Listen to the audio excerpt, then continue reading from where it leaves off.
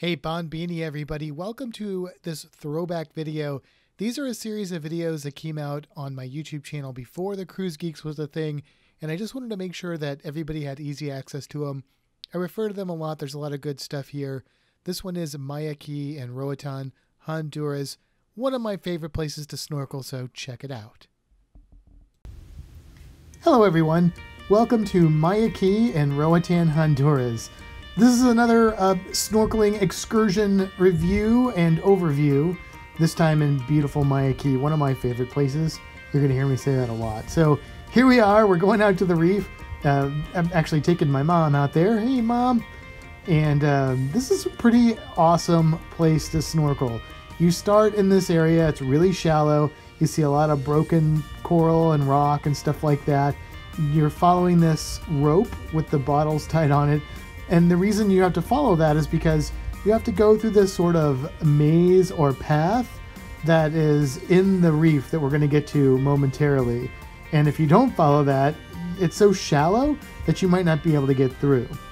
So we're just going to follow this out for a little ways. And even along this part of it, if you're not comfortable swimming in deeper water and stuff like that, there's a ton of brightly colored coral reef fish and even some corals in this area. It's the reason it's broken is because this is just closer to the shore, a lot of wave action. It's not anything bad that's happening. This is kind of a natural progression for this particular coral reef. Now up here you can see where there's a channel that we're going to swim through, and I don't know if you'll be able to see how shallow it is, but I mean, I'm snorkeling right now, so I'm at the surface and there's no way I can swim over some of these coral heads, things like that. So Polychaete is great. It's a little island. The excursions we've done there, you pay to go to the island. You're there for several hours, and they have all kinds of stuff here. You can go to some artificial Mayan ruins. They have a bunch of rescue animals that you can visit, birds and mammals and reptiles.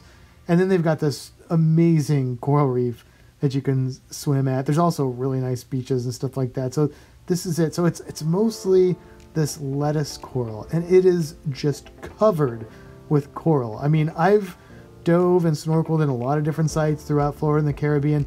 This is, bar none, this is my favorite place to go. And I've never dove here. I don't even know that they have that as an option.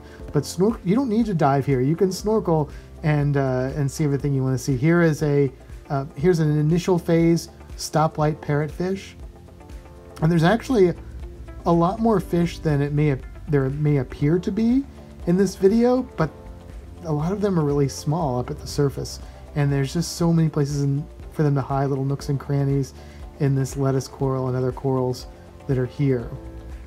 Just kind of zoom around here to give you an idea. Sorry if it's a little choppy. But what's amazing to me about this place is that there is so much coral and so much life on the reef. You could just sit in one spot and just see new things constantly. Now you go out a little ways and it drops off dramatically. Here's the drop off, and if you swim down to the bottom of this, which I've done before, it'll hit around 45-55 feet at some of the deepest points. Now it keeps dropping off from there, but that's kind of where the base of this big coral reef is, and once you get to that depth, it's kind of a sandy bottom. It keeps going down. So right here, I'm probably swimming over about maybe 20-30 foot of water, probably closer to 20 right here. And you can see the water's bluer because it's deeper, so the light's not making it through as well. And you'll see fish and stuff up here. A lot of people will snorkel in this area. But if you're not the type of person that likes to swim underwater, you can stick to the shallower points, and you'll have plenty to see. Here, I'm going to swim under a little bit. Now, if you do like to swim underwater, you have to be careful because you don't want to bump into this coral. Oh, there's a little feather duster worm there, a little Polychaete worm. You got to be careful because one, it can cut you, and two, if you bump into this coral, you're going to kill it, essentially. So don't do that. Keep the reef healthy and there for the animals that live there and other people to enjoy. So be careful if you're on this coral reef. And that is one thing I will also warn you about. Here's another parrotfish here. Looks like a striped parrotfish, I believe. Is that there's no place, once you follow that rope out, There's no place to stand. It's all coral. You have to, oh, there's a bluehead wrasse. Looks like some juvenile bluehead wrasse there as well. You have to float. Now you can get a snorkel vest. I think they have noodles, things like that you can use. It's not a concern. It's saltwater. It's easy to float out here, but it's not a place where you can just stop and put your feet down. So be aware of that and be respectful of that, please. Hello. Yes, I'm having an awesome time. Just wanted to let you know. All right, so here's another deeper spot. I'm probably going to swim down here. I love swimming underwater. It's like part of why I like to snorkel and kind of see views that you can't see as easily from the surface. This is also, I mean, I know this is a snorkeling review, but one of the differences between snorkeling and scuba diving, oh, there's a butterfly fish right there, a banded butterfly fish, is that when you scuba dive, you can kind of stay at these lower depths and just kind of take your time and watch the animals from down below. When you're snorkeling, you know, you're coming down and you're probably not going to stay down there very long. You're very buoyant in the salt water, so it's hard to stay underwater. Look at all the juvenile fish all over this coral. So cool. So cool. So it's kind of a different experience. Now, sometimes your bubbles can scare fish when you're scuba diving, but sometimes your body just moving fast can scare fish when you're snorkeling. So there's trade-offs. But the great thing about this place is you can hover right here, and I'm up at the surface. I'm not making a lot of noise or disturbing these animals, and I can just sit there and enjoy them and relax. Oh, this is one of my favorite fish, at least its name is my favorite, because it's called a pudding wife. And I did a little research to try and figure out why it's called a pudding wife, and I wasn't really able to figure that out. So I don't know why it's called a pudding wife. I think it's a British thing, British named fish, but there you go. There's another one, I don't know if I see any in this video, called a slippery dick, so he's kind of got an interesting name as well. But there's tons of animals on there. You saw all the little damsels and little juvenile wrasses. There's some more damsels there. And oh, this looks, yeah, those are damsels. Most of those are swimming by. There's also schools of like blue tang and surgeonfish and doctorfish that you'll see at this reef. I think that was a blue tang that went by. Yeah, that's a blue tang. And just so much stuff here. And you're here all day. So normally you go to a site and maybe you get to snorkel for 45 minutes or maybe a couple hours if you're lucky.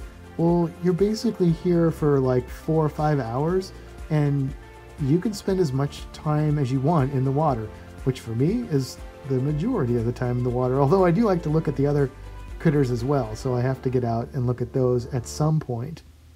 But this is a really cool place to explore and just relax and just adventure and have fun.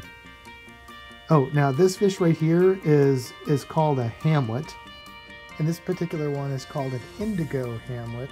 I just think these guys are really beautiful fish, really cool looking fish. Now here's a little bit deeper area here. Like I said, you can go out to the edge and just swim over the top. If you are good at swimming underwater, you can dive down, and you'll probably see something pretty cool. You're going to see me dive down here. I have a depth gauge on my watch, so you see me kind of flash that a couple times to see where we're at. Depth-wise, so right here, that was about 25 feet. Still going down further. About 38 feet here. I think it's probably another few feet. And look what we have here. We have some lionfish. So I see those every time I've been here. I've been here 3 times because I love it that much. And every time I swim down there are lionfish hanging out under the crevices and stuff. Now, lionfish are invasive. They're not good, but they're still really cool to see. Wish they weren't here, but I'm kind of glad to see them at the same time. So here they're tasty eating if you like seafood. It's a good fish to fish for because they're even better than sustainable seafood. We need to get rid of them from the Caribbean. They're from the Pacific. Now here we have one of those schools I was telling you about.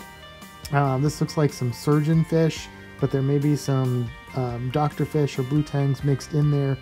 Looks like mostly surgeonfish. from what I can tell.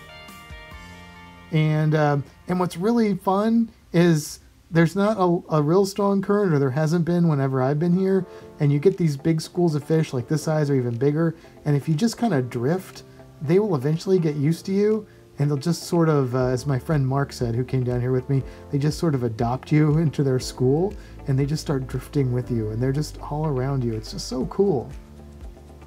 So I love this place. If you can't tell, it's definitely one of my favorite places to go on a cruise. It may be one of my favorite places to go, period. Like, if you're like, Matt, where do you want to go?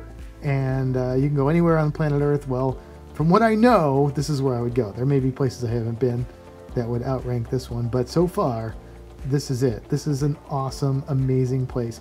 And it's great for me because my wife likes to hang out on the beach and just relax. Oh, there's also a swimming pool, and they provide like delicious chicken and beans and rice for lunch. So she likes to relax. She might get out here a little bit, and I like the adventure, so I'm out in the water the whole time. And then, well, I will go back in, which I'm going back in here to see some of the critters, which I've seen hermit crabs here, which is neat for me, leafcutter ants, which is really cool for me. But this is the boat view of the place you go to snorkel. So you walk out this long pier, and you get in the water and you follow the rope out. And there's a shot of that pier. And I got some photographs of some of the animals that I've seen here. That's a fiddler crab. And there's another type of crab. This was a huge crab. They have some rescue birds like macaws and different parrots. And they've got a lot of rescue cats like this is a margay.